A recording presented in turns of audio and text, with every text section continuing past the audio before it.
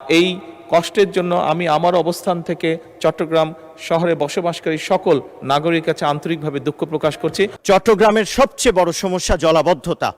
এই মুহূর্তে চট্টগ্রামের মানুষ পানিতে ভাসছে। সাধারণ মানুষের যাদের বাসা ছিল না, তাদের জীবন আসলেই আক্ষরিক অর্থে পানিতে ভাসছে এবং আমাদের পানি গলা পর্যন্ত পুরো চট্টগ্রাম জুড়ে। মানুষ ভাবতে শুরু করেছে যে চট্টগ্রামের এই সমস্যার কোনোদিন সমাধান হবে না। আমাদের মাননীয় প্রধানমন্ত্রী, মানবিক প্রধানমন্ত্রী, তিনি সবসময় মৌলিক জায়গায় হাত দেন।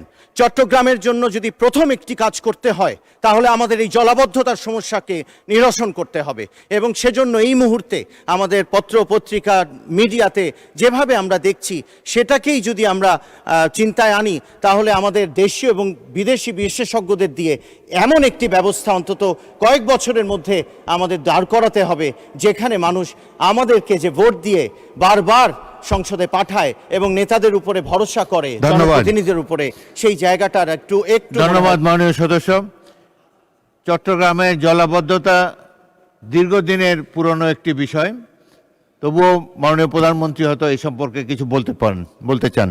মাননীয় প্রধানমন্ত্রী। জি, ধন্যবাদ মাননীয় স্পিকার।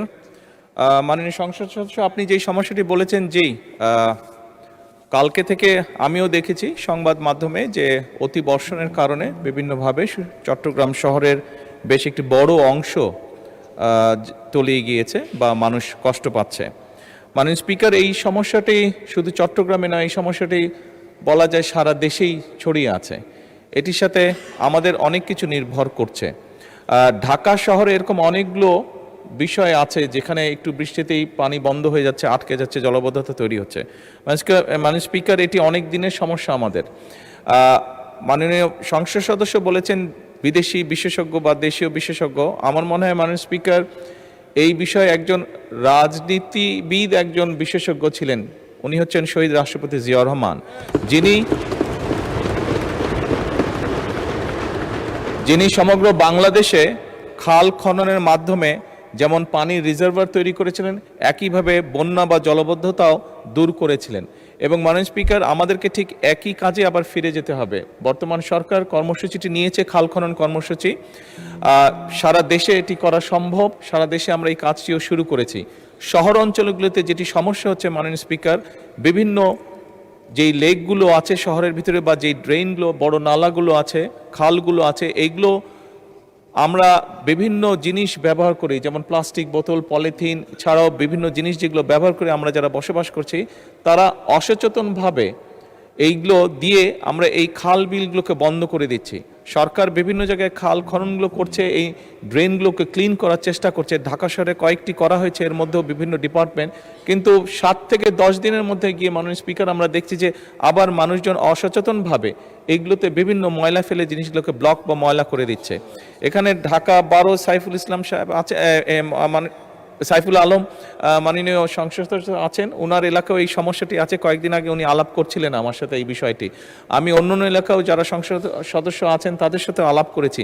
এটি একটি বিরাট সমস্যা মাননীয় স্পিকার। আমি মনে করি সরকার যে উদ্যোগ নেবে অবশ্যই নিচ্ছে, আরও নেবে। একই সাথে এখানে সকল যারা সংসদ সদস্য উপস্থিত আছেন, আপনার সকলের কাছে আমার একটি বিনীত অনুরোধ থাকবে, আসুন আমরা জনগণের সচেতনতা বৃদ্ধি করি। সচেতনতা বৃদ্ধি করার মাধ্যমে কিন্তু এই সমস্যাটা অনেকাংশে কমিয়ে আনা সম্ভব হবে।